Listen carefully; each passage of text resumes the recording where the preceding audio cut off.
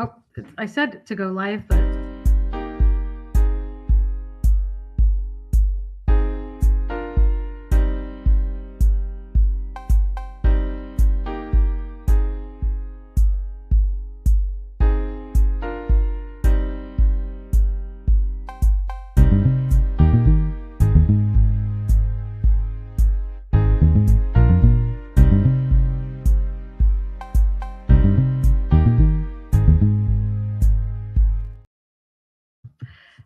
good afternoon to all of our ASTE community and anybody who watches today. Our 2026 conference may be over, but the learning is not stopping. My name is Melody McAllister, and as the director of ASTE, I'd like to welcome one of our ASTE featured speakers, John Corippo, educator, leader, keynote, co-author of EduProtocols and founding member of the EduProtocols community.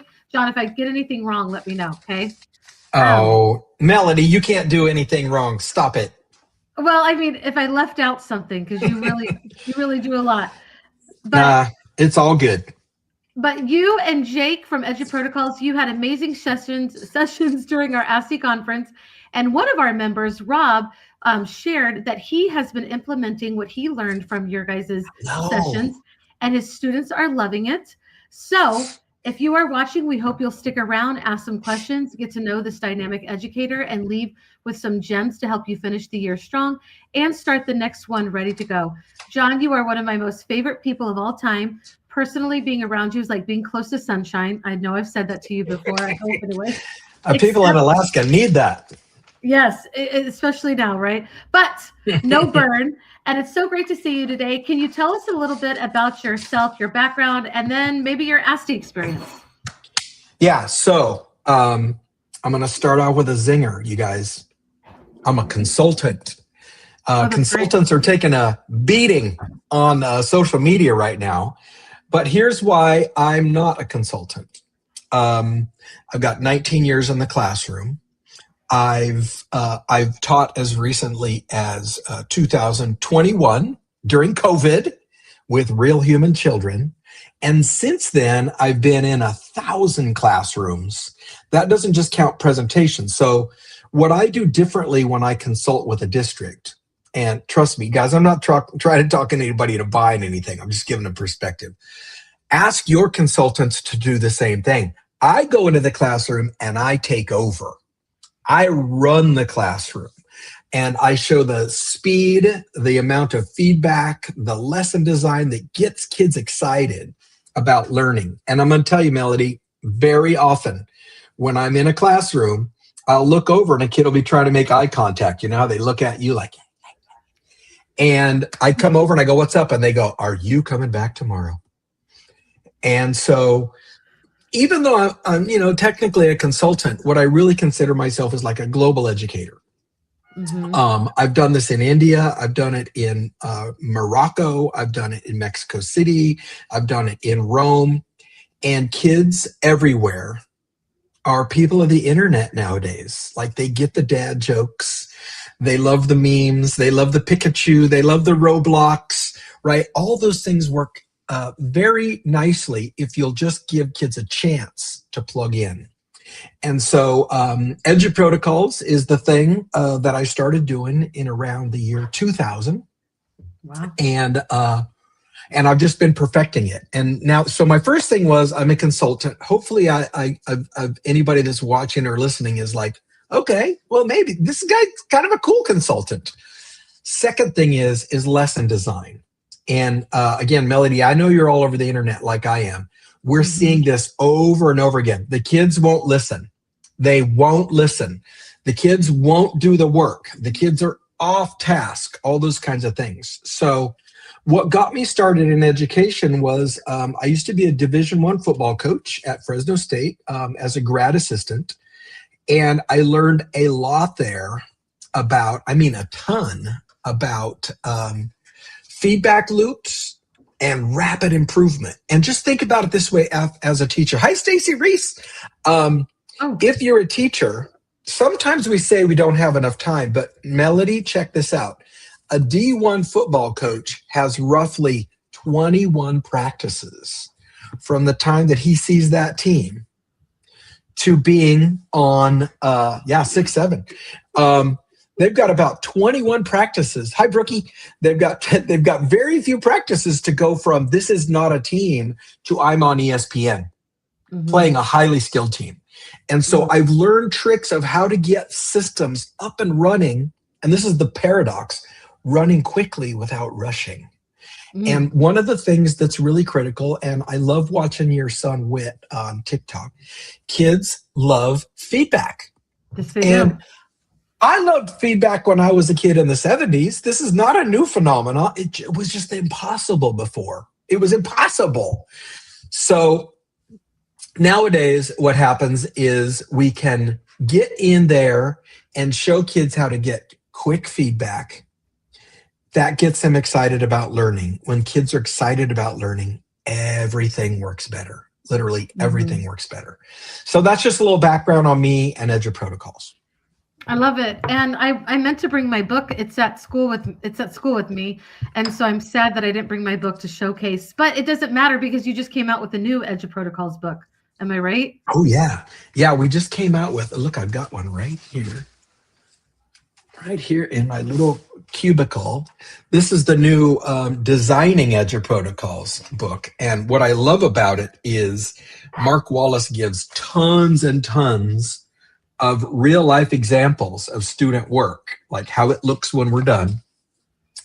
And in his book, what he did was he designed 8 new protocols, and he takes you through the creation story. So like, here's what I needed, here's the problem I needed to solve. And then he takes you through the creation of the whole thing from scratch. And so I think it's fantastic because it gives teachers the full process to see what's happening in this environment that we're in nowadays. He's showing them how to design a protocol to solve problems. So that book's got 8 new ones in it, but also like how to use fonts effectively and all kinds of things. So it's a really, really cool setup. Okay, John, let's rewind it just a second. Okay, let's say that somebody doesn't live on the internet. They've never heard of EduProtocols before. So EduProtocols, and I love that your shirt says it. It's teach better, and what is the other? I'm sorry. Work less. Yes. And so teach better means big results, like 20, 30, 40 points of growth. And then work less, and I got bad news for you guys. I got 19 years in the classroom. The job isn't going to be a hard job. It's going to be a hard job. But with good planning and good design, you're not doing the work at home. Right. We should be able to go home at the end of the day and relax, because teaching needs that, that energy while you're with the kids. Right. And you need to go home and rest and recharge. And, so wonderful. So these protocols are things that you can do every day, even though the content is changing. And so that's why Rob, our ASTE member, was saying that he's been implementing it. His students love it. And I'm sure he's also felt really refreshed. But if your students love something, of course, we're going to do it over and over. So everything's easier. Right. You started this in 2000. You guys have several books out, and if you want to put any links, I can drop them out, John. But also, something that I really enjoy also about the EduProtocols community is that you do have a thriving community. And John, we were talking about you as a consultant, but in this community that you guys have on Facebook alone, I don't know if you have it anywhere else, but like there's educators all over the world in it, and you and like Kim and all of these people that are like Jake, like everybody that's head of this EduProtocols that has really been pushing it out, you guys talk to everyone in that community. And I just think that it makes it so much more effective, because you're not like this consultant that is like so elite that you can't be reached. No, I'm here for the convo, and I'm relatively, like, my claim to fame is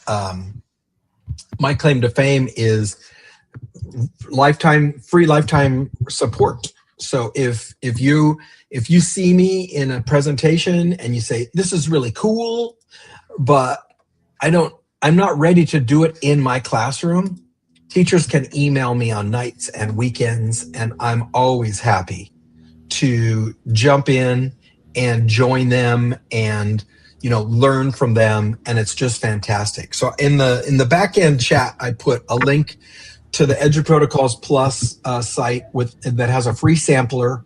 We've got a podcast and a bunch of free templates, like no-cost templates. And then the other link is to our Facebook community, we just crested 24,000 teachers in there. So it's really, really cool to see them going. And, something I enjoy is that in the community, there's so many like-minded educators that are just trying to find, they want to change the system. The sad part of it is, though, that we're all in the system trying to change the system within our classroom. We're not making the same, the progress that we want to see. Right. And John, the funniest thing I remember about your April Fool's joke, like during the pandemic, you're like, "Hey, everybody, I'm making this school, and it's going to be like this school." And all of me included, we're like, "Hey, we want to work at this school. How do we get to Everybody just rolled into there. It's true. It's true. And I think, sometimes the adults that are teaching, and looks like we might have some kids in the chat. I would love to hear their opinions. Sometimes the adults just don't understand the vibe. They're so busy being, for lack of a better term, too school oriented, that they don't understand the interpersonal piece of school, which is the most critical piece, right? And I tell kids, and think about it if you're a teacher listening to this, I tell kids all the time on the first day of school, I tell them, guys, 20 years from now, I'm going to be at your wedding. Mm-hmm. You tell sixth graders, they lose their minds. They do. Guys, 15 years from now, you're going to call me and say, I'm graduated from college. Will you come and see it? I go, I'm going to treat you guys with the respect of a 20-year relationship, not treat you like you're just here for 180 days and then getting tossed. Right. I'm going to take care of you. And trust me, I got plenty of friends my own age. I don't need more friends. But when you spend 180 days working with someone, there is a working relationship that develops. And I'm here for you guys if you need anything for the rest of your life. So here's what I'd like to do with our time, Melody. Mm-hmm. I'm going to show the original protocol. And right. I'm going to show one of the newest protocols. All right. So I'm going to show you how to do this on paper, and then I'm going to show you how to use it with AI. And then after that, I want to talk a little bit when we wrap up for like our third part. I want to talk a little bit about pedagogy. Okay. Because I think that is where the problem is coming in. So I'm going to share my screen here. All right. Here we go. So here's the first one I'm going to share, Melody. Can you see that okay? I'm checking my screen. Okay. I will take pictures like this that I find on the internet. Here's another good one. Look at this guy's jam. Look where his hand is. He's got a full monkey puzzle going in his face. He's passed out. I didn't do it. It was the dog. Right? I just take these funny pictures. This one is hilarious. Look at this kid. They got a hold of the paint, and it did not go good. I'm glad it wasn't their own species. Yeah, it happens, but I don't do that one in class. So this is one of the most original of the protocols right here, and it's called 8 parts. And what I have the kids do is I'll show them a picture. Like, see, here's our guy right here, Melody, and you just be my student. What are some nouns in the picture? What are some nouns in the picture? Boss. Ooh, I like that. Watermelon. Okay. There's a boy. Boy, that works. You just did it.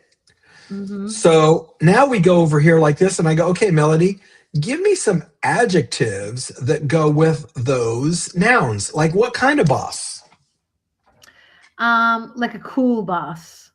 All right. And then what kind of watermelon? What's it like? It's juicy. Juicy is number 1 most popular. And then what kind of boy?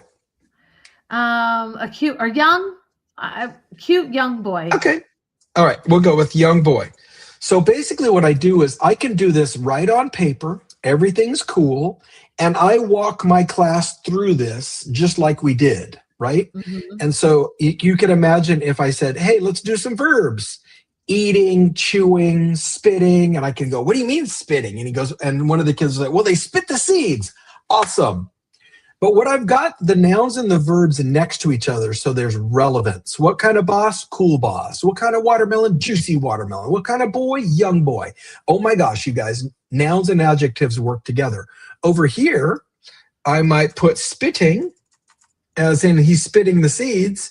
And then if I'm working with kids, there's a good chance one of the kids will say he is spittingly spitting the seeds. And I'll go, dude, that's not really a word, but I love where you're going with that. Right. And so what I have the kids do is I guide them through this little template. And here's the shift, Melody. We're going to do all 8 parts of speech at once. Normally what teachers do is they do nouns for a week and they do adjectives for a week and they do verbs for a week. And man, it gets really boring because the kids are never making anything. So what I'll do is I'll put this on my TV or my overhead. I walk the kids through all 8 parts of speech, and then their job to wrap it up is to write a paragraph using all of those parts. And that's why it's called 8 parts. But I can say, the boss boy was eating his juicy watermelon. And you can see how it guides kids through to better writing. Mm-hmm. And so I will use this activity, 8 parts, little parts. I started this, I'm not kidding, in the year 1999. Wow. And here we are, 26 years later, still works. And then you're with the younger guys. So look what I do with the Ben Cogswell and I came up with this younger version. And so we go like this: article a, article an, article the. All right. And then we do the same thing, boy. And then what's another noun? Fruit, because it has less letters than watermelon. And fingers, the boy's fingers. And then I do adjective, verb, adverb. And then we make the kids do every exclamation and question mark. So they're not just doing articles for a week and nouns for a week. They're doing all of them with the ending marks all at once. And then what we have the kids do on the first day is just go through and highlight their sentence and then pick their ending mark. So for the kids, it feels really light and achievable, but it's so simple. A boss boy is chewing the juicy watermelon, question mark. A boss boy is eating the juicy watermelon, exclamation. And then down here where it says 1 and 2, the kids can go through and they can go ahead and write some paragraphs, some sentences. And when I'm dealing with 2nd and 3rd graders, I'll tell them, dude, just write the same sentence twice, but change the ending, because I'm getting them to think about it. And look how much rich education is going on here, right? So I'm going to pause for a second and let you make any comments you might have. Thank you, John. I appreciate that. No, I like it because you know, I do teach 2nd and 3rd grade, and this is what we do. And I can see how, just saying, a lot of times we teach this in isolation, like you said. And so when we're trying to put it together and make those sentences, it is more difficult. But I want to ask you something. So do you do all of this using tech? Could I just use this also, like print it off and use it as a template? I could literally do it as an overhead projector. I don't even need a TV on paper. You know why? That's how I did it in 1999. Still works. Awesome. But here's where AI comes in. Have you heard of Snorkel? Because I'll bet you have. I sure have. And they are sponsors for ASTE. So yes, we love Snorkel. So now watch this. I'm going to share tab. Watch this though. Watch how it's evolved. In Snorkel, we've got all this stuff, right? And what's that? EduProtocols. Okay. And I've never done that before. It made it disappear. That's cool. I didn't even know that worked that way. Look at that, 8 parts, and I can go Smart Start and try it as a student. Look at this, same picture, right? Same picture. And now the difference is I can go like this, boss, booze, boss, boy, fingers. I'm going to do the same activity here now, but watch the difference. When I hit record screen and voice, and I'm going to say boss, boy, and finger are my nouns, I can hit submit, and I'm as a student, I'm going to get immediate feedback, girl. It's the same thing that I used to do on paper. It works the same. And this is why I said, remember when I said the third thing is going to be pedagogy? Because the pedagogy behind this process works with chalk and a chalkboard or AI. And look at this. Look at this. I mean, if you guys haven't seen Snorkel before, look at this. Great start with your 3 downs. You found boss, boy, and finger. You still need to do the others. And don't forget to write your paragraph with at least 5 sentences.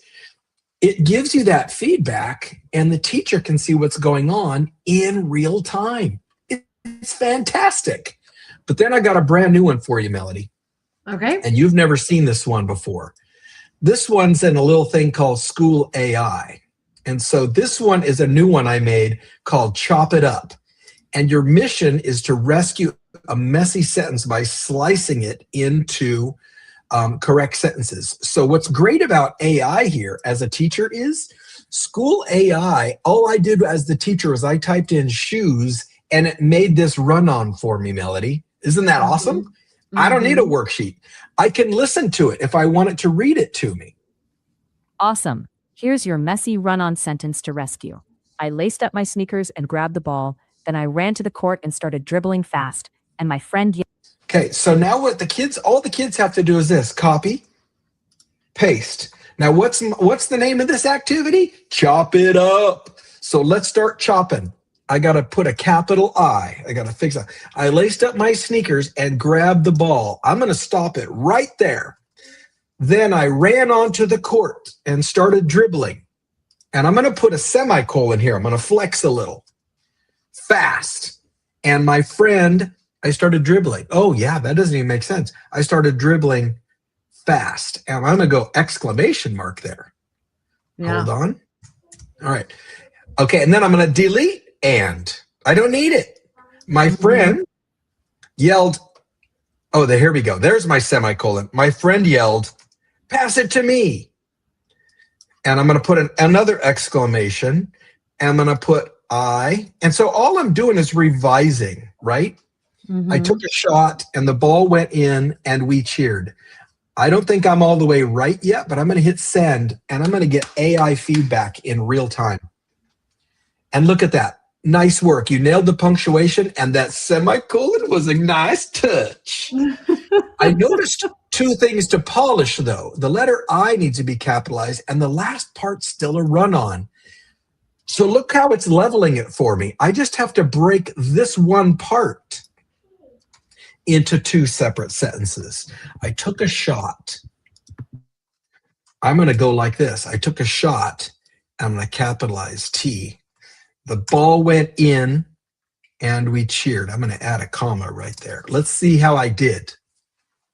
But this is the power of AI, because in the old days, I would have needed a book full of run-on sentences, or I would have needed to make all of these run-on sentences. And then I would have ended up with a thing that the kids would have gotten grades on later instead of right now. So now it's like a game. So it says, I'm still missing one piece. Look at your sentence. Where could you swap a comma for another one? So it's really cool. Plus, it'll do it in different languages. So let's say I speak Spanish. Boom, I'm going to switch that whole thing over to Spanish and I'm good to go. So I really, really like this new, world of AI, because I don't need a boring old workbook. I don't need a bunch of worksheets. And the kids are getting immediate feedback. It's so different and better. And so hopefully that resonates. What do you think of that so far of Chop It Up? I like it. And honestly, I would probably wear like a apron, or, is it apron? Yes. And a chef's hat and maybe, and play it up. Yeah. Play it up. And also just because I still am trying to teach my 2nd and 3rd graders like great penmanship, I feel like I could take that and put it like on a cutting board and, just silly things like that, or a plate, and just really have fun with it. I like it. I just like it, number one, also because using, whether it's Snorkel or School AI, which I also love, Oh gosh, where was I going with that? I love the accessibility. I love the fact that you can put it in a different language. One of my students was doing that yesterday in a game that we were playing for review because we're getting ready to take our STAR test pretty soon. And the way that she was able to put it in her home language, I mean, I love that. It's fantastic. You cannot do that on paper. I don't care who you are. Right. It's impossible. And that's where I'm going to start shifting our conversation over to pedagogy now, because I love it. The number one thing that makes me frustrated with teachers who want to get rid of tech, and I'll get into the reasons why they want to get rid of it, but let's talk about the reasons not to. Equity. How is a teacher going to convert either maybe Native American languages or Spanish? How are they going to help those kids? So it's one thing to say, let's get rid of the tech because it'll make my life easier. But how does that look and feel for underrepresented populations? Right. I'm going to show you one more thing, though, that launches us into the pedagogy. And I think you'll like this, Melody. So look at this right here, because you said handwriting practice. Okay. Yeah. And I'm going to tell you, as a boy person with pretty bad handwriting, this is what I normally get. Correct? I would encourage you to try something different. Ready? Look at what I'm going to click on now. Let me see if I can make this one bigger. Look at this. Where is it? Oh, no, that one won't blow up. Hold on a second here. Let me find one that'll get big. I had my sixth graders back in 2002 or 3. And again, their handwriting practice was horrible then. Look how I had them doing handwriting practice. And that's where my art background comes into play, because when I watched the kids handwrite, I realized it wasn't that they don't know the shape of the letters, like this one. They knew the shape of the letters. What they needed was the muscle control.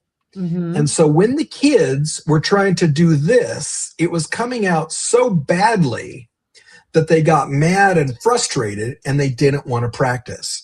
When I switched, and if you look, just Google the phrase handwriting practice, there's tons of these. Look at the difference here.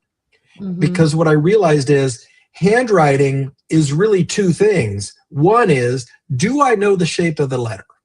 Most kids do. The second part is, can I make my hand do that?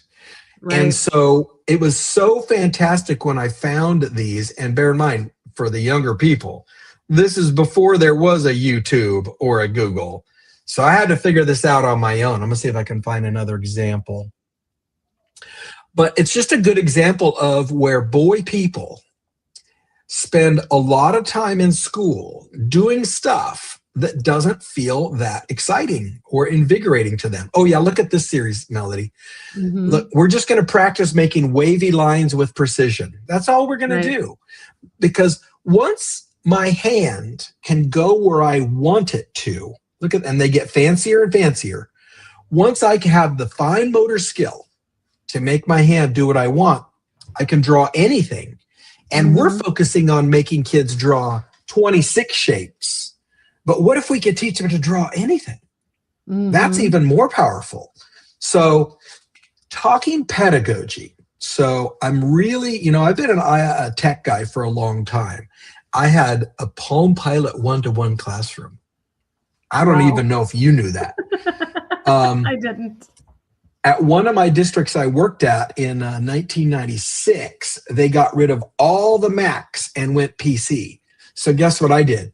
I took my little pickup over to the boneyard at the district office, and I grabbed myself about 20 Macs, and I hooked them all together so my kids could email each other. We didn't have the internet in the classroom. We were literally just emailing back and forth, okay? But I saw the magic of the engagement, especially talking about handwriting. The boys weren't getting a lesser grade because of the way their handwriting worked or looked. And so here's what I'm worried about in education right now. If you go on TikTok, Instagram, Facebook, you're going to see tons of teachers saying, tech failed, tech didn't work. We need to get rid of it.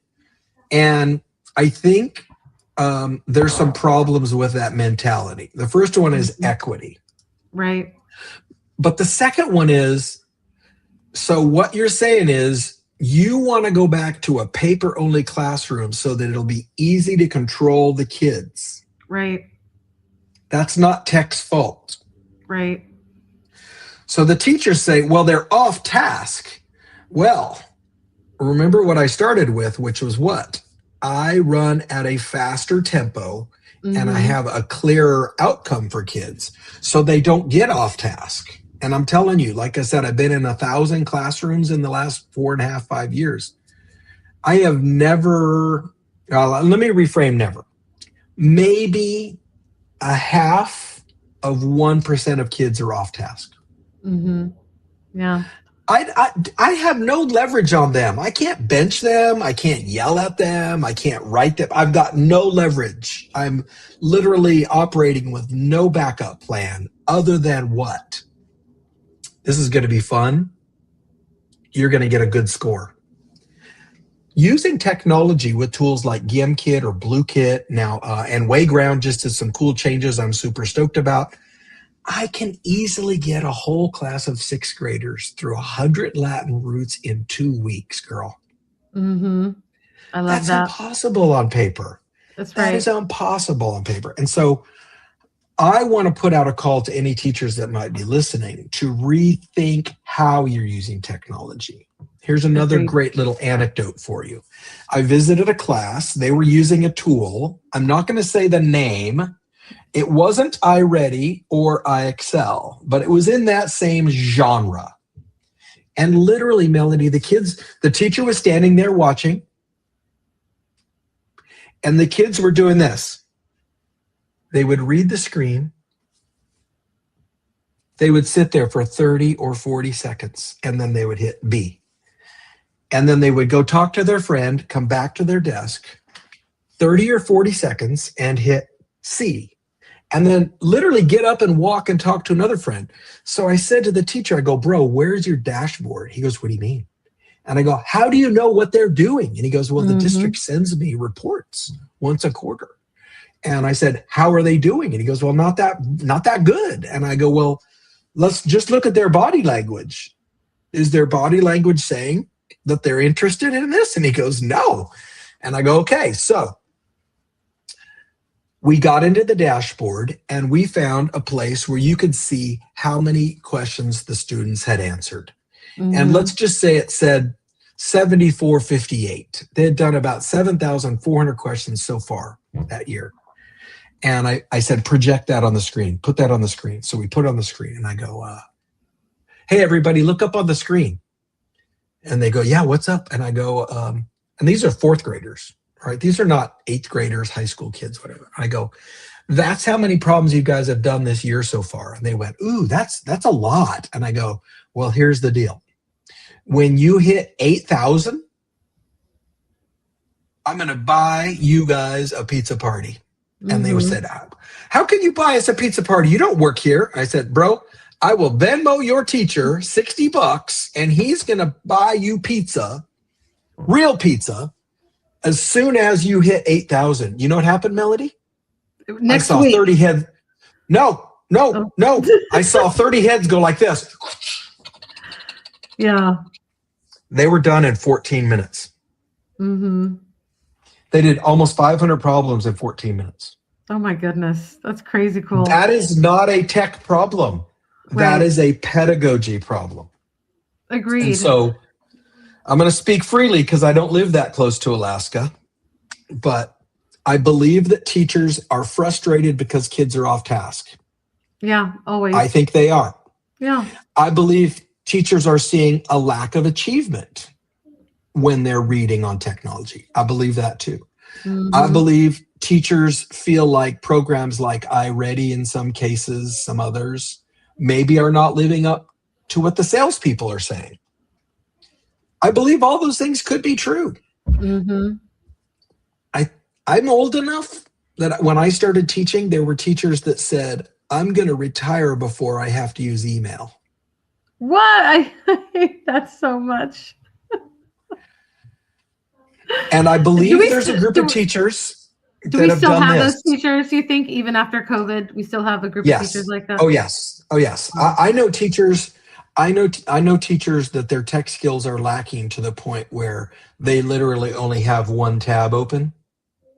So when I say check your email, they have to type in the email address and log in. And then when I say go to GimKit, they work in the same tab. So, and I'm not saying that to point fingers. I'm just saying that's the state of things. But here's the problem that really scares me. I believe there are a bunch of teachers who think, hey, if we can get rid of these devices, right, I won't have to learn AI. That, and I won't have to deal with any of the problems that come with it. And it's about control. And then they will say that no more cheating, no more logging in problems, no more games. Right. Yeah. But you're going to end up with a classroom that looks like this, bro. Blank paper. Mm-hmm. If you haven't taught in a classroom where paper is the only choice, I would suggest you be careful what you wish for. Yeah. Because I went through elementary school in the 70s, and I will tell you a couple of things. We cheated on our homework. We looked at you, but we didn't listen to you. We did not read the books. And our pockets were full of lizards, marbles, jacks, pogs. We made white glue skin. Remember that? Let the white glue. I had a friend who could make a white glue glove on his whole arm. And here's what I worry about, Melody. We're not going after the problem, which is pedagogy. Agreed. Which means if you're a teacher who's not very good on tech, but you've only taught on tech for your whole career, and you think that your district's going to stop doing professional development because you take computers away, you are wrong. Yeah. Because they're going to give you more professional development on how to use paper. And it's going to be not that fun. And then once a year, your kids are going to show up to do state testing, having never used a keyboard all year. How you think that's going to go? That's not going to be pretty. So what I'm calling for, and I realized I may have touched a few nerves with some of my reality, but the reality of it is we teachers have to solve the problem ourselves. The publishers aren't going to do it. Big tech's not going to do it. Our principals, love them or hate them, they're not going to do it. Our district office does not have the skills. How do I know this, Melody? I've been in classrooms all over America. Nobody believes their district office is going to help. Nobody. Right. And that's why organizations like ASTE are so important, because it's teachers building teachers' skills in a way that's fun and social. You cannot have a person just show up for one day, throw everybody in the cafeteria for an hour, and change your pedagogy. It's different than that. For sure. And I think something that we just need to recognize too, that neither you nor I we're not pushing 100% technology in the classroom. And we talk about this a lot in your community, that tech being used as a babysitter is never a good idea as well. And just from experience, you have to have a change up. 6, 7, you have to have, you have to have, like, I remember I love Nearpod, and I remember teaching 7th grade, and I used Nearpod too much, and my students were like, you know what, we don't want to do this. And I'm like, okay. And you have to respect when your students give you feedback as well, because they are the people that you are trying to help grow. So if you don't listen to they have a voice. They have a voice. And that's guess what? When I was teaching during COVID, my kids were doing origami for math. We built rockets, with cardboard and tape and glue. And it does. What I'm always afraid of when people talk tech is they think in terms of like, it's going to be a robo classroom where I just sling out assignments and kids happily do them. Yeah. And it's not even always just the tech. They may not even like the tech, like you were talking about the teacher where they were doing all those questions and they were so bored. I mean, and remember that article we talked about, like how these experts are like, we should stop gamifying. Like, listen. First thing is first, nobody is doing gamification that I've seen. Oh, yeah? I want you to visualize. I've been in 4 countries and 8 states, 1,000 classrooms. Do you know how many classrooms out of that 1,000 I've walked into and said, look at all this gamification?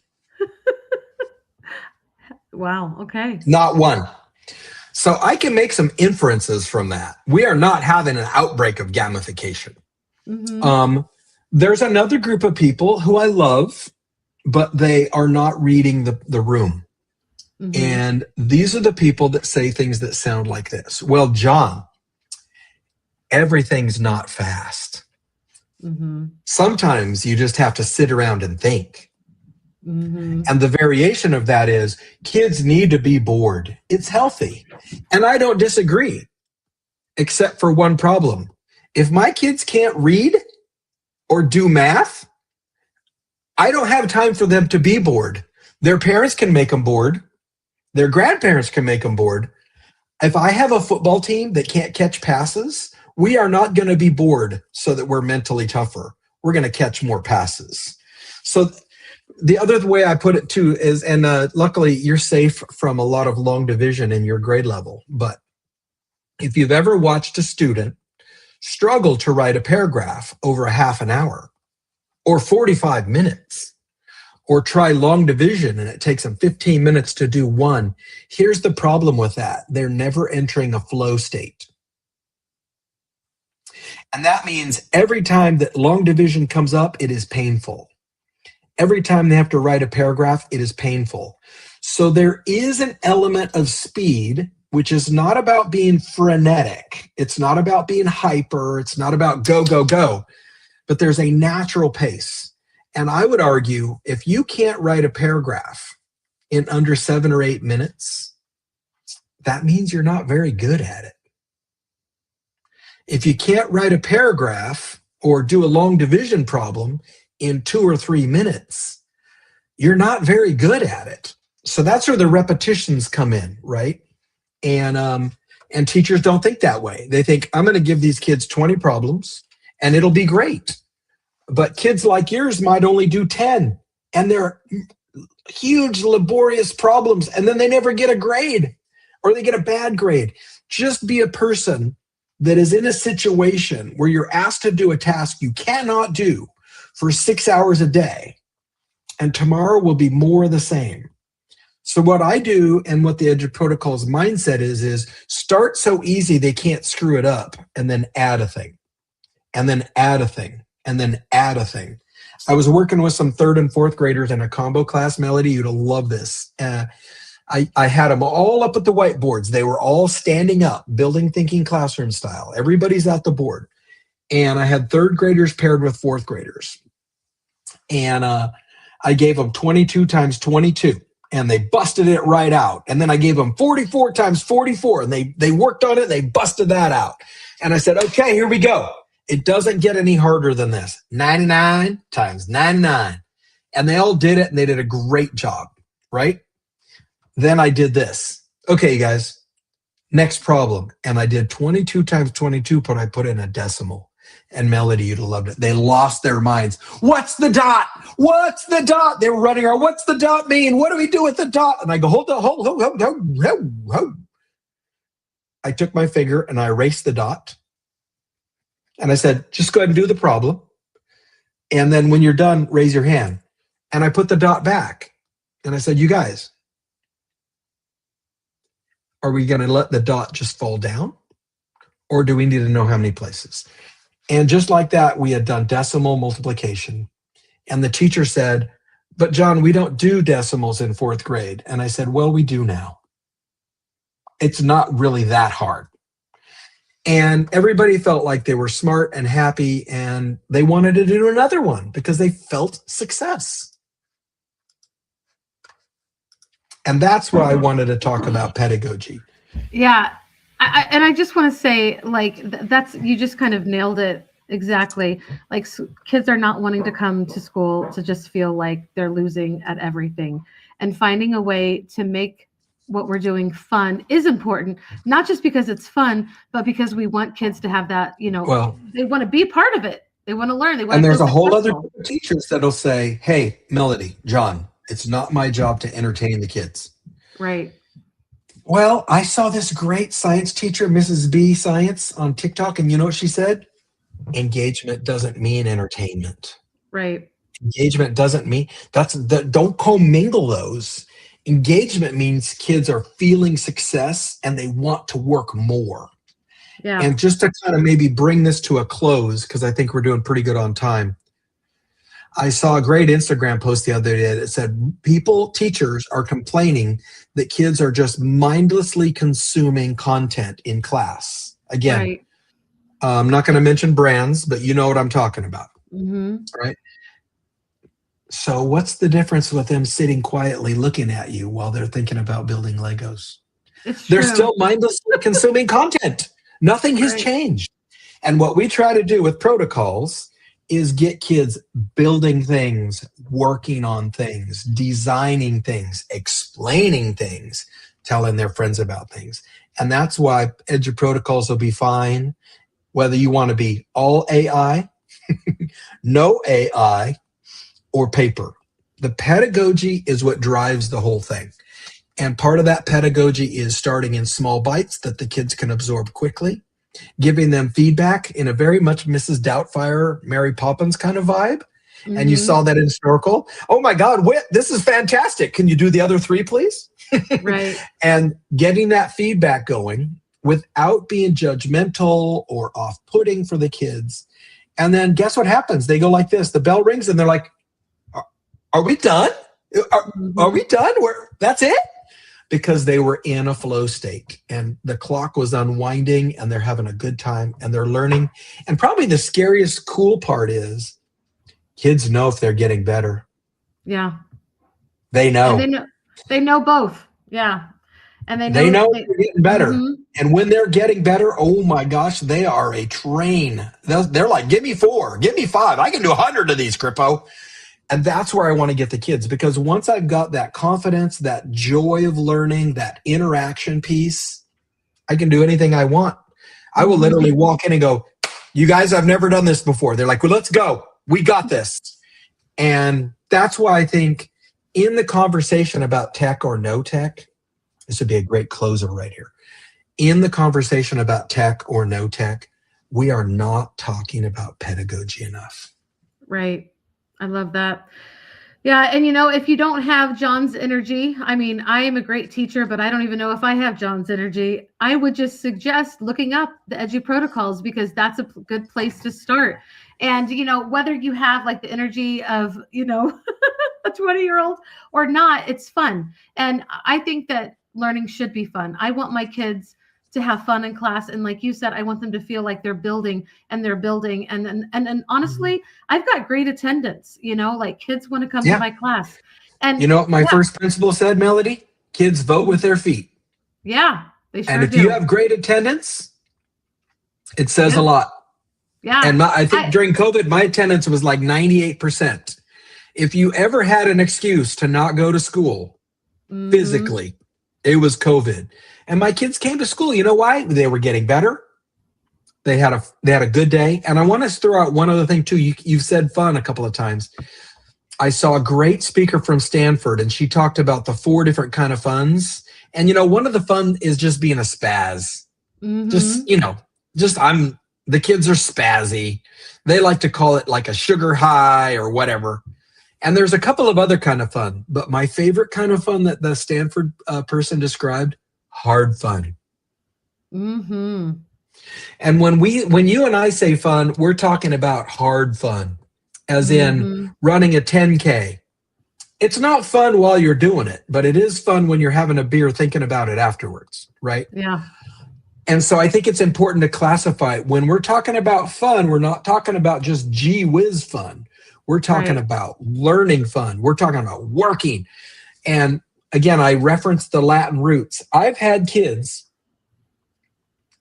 get a class average of 94% on the Latin roots final, and then beg me to do the final again so that they could raise their score. In a classroom where the kids are detached from learning, that sounds like blasphemy. And I'm going to tell you right now, like you do your times tables with kids, if you do that in 99 math and you coach them properly, they will happily do one more round to raise their score. And that's the one that I call hard fun. Yeah. Their fingers are twitching, they're sweating, their eyebrows are down, and when the game ends, they go like this. Woo! Oh yeah, that was a good round. That was a good round. That's what I want my class to feel like. And so I think you guys, anybody that's listening, pedagogy. It's not devices or non-devices. Although I will tell you, if you're in a district where you give up your devices, you will rue the day, because getting those devices back will be nearly impossible. I just want to throw this out there. Like, if we don't have a good balance of tech, how are we preparing our kids for like the rest of their lives? I mean, there's so much tech. And honestly, I don't want my kids to be bored in class. That's when classroom management, if you don't have any, like, that's where kids start acting up because they are so bored. But I just want to say, how can you look a kid in the face and say, when you graduate, you won't know how to do anything with AI? Really? And regardless of how smart you are, if you cannot use that for real world stuff that we are doing every day, your kids are going to miss out on a ton of careers that they're going to have to catch up on that their peers already know. Yeah. I mean, I was doing social media for a company. That was not a job in 1999 when I graduated from high school. Yeah. That was not a job that I could see that was even going to be a thing. It's like we have to prepare our kids. And I think with you, just such a balance, you know, you have to have a good balance. Yep. You have to listen to your kids and make learning fun. And I love what you said about hard fun. So we're not pushing like all tech.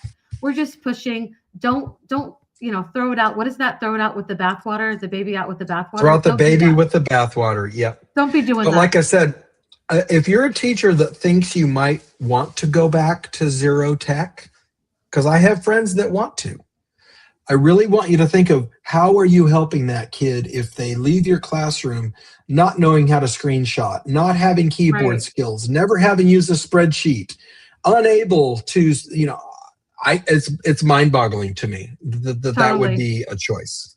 Right. Okay. Well, before we go off, or offline, I would kind of went off already. We did, but really quick, tell us about your first ASTE experience, because I really hope you'll get to come back. Oh my gosh. I'm going to tell you, I've been to a lot of conferences. Like the list of conferences I've not been to is shorter than the conferences I have been to. Like the only really big one I haven't been to yet is FETC down in Florida. Oh, wow. Mm-hmm. And I haven't been to NICEGate, but McCall, Q, TCEA, MassQ. I've been to most of the biggies. And what I loved about ASTE was just that everything, and partially this is weather, it's all in one room. I mean, like one building. Mm-hmm. And what's cool about that is you see people in the hallways and you eat lunch together, you eat dinner together, you have snacks together. And so I just loved how like cozy it was. And I'm not making an Alaska joke there. It was a very cozy thing in terms of people being in close proximity and interacting at a very high level. It was just one of my favorite ever experiences. And I'm hoping I'm coming back next year because I loved every minute of it.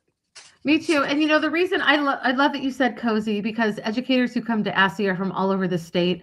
And this is where we see each other like for the, you know, one time a year. I'm so glad that you came. When I got to experience your sessions, and I know this is how you were in the classroom as well. People were standing, they were doing. And I think that's the best thing. Our kids should be doing. And when they are doing and they are in that, they're engaged, they're not going to be causing a lot of trouble. And you were putting into practice everything that you were teaching. So that's why I think that Rob, when he shared, he loved it, put it into his classroom. They love it. Yeah. It's just, that's why you need to come back.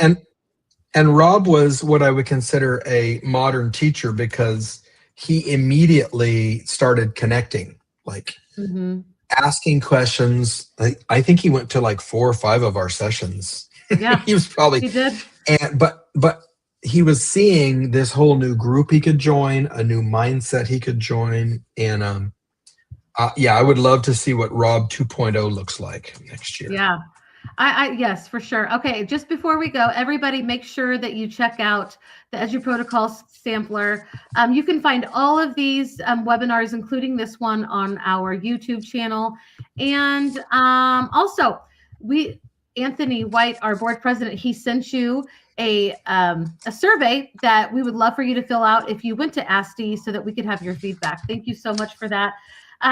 It's been a pleasure, John. I'm so glad. I hope that you'll come back and just talk with us again. And yeah, if you are watching, whether you're watching now or watching afterwards, and you have any questions, please, please, please feel, reach out to us. It's very easy to get a hold of John. If you're not sure, you can email director@aste.org and I will get you in touch with John. John will come out to your school, even in Alaska. John, what are the 2 middle schools that you go to?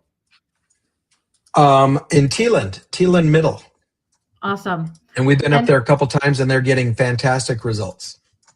Awesome. And so he'll come out to your school, guys. It's like he will come to Alaska. Just great. Thank you so much, John. We appreciate you. Everybody, we'll see you next time. Have a good one. Thanks for the invite.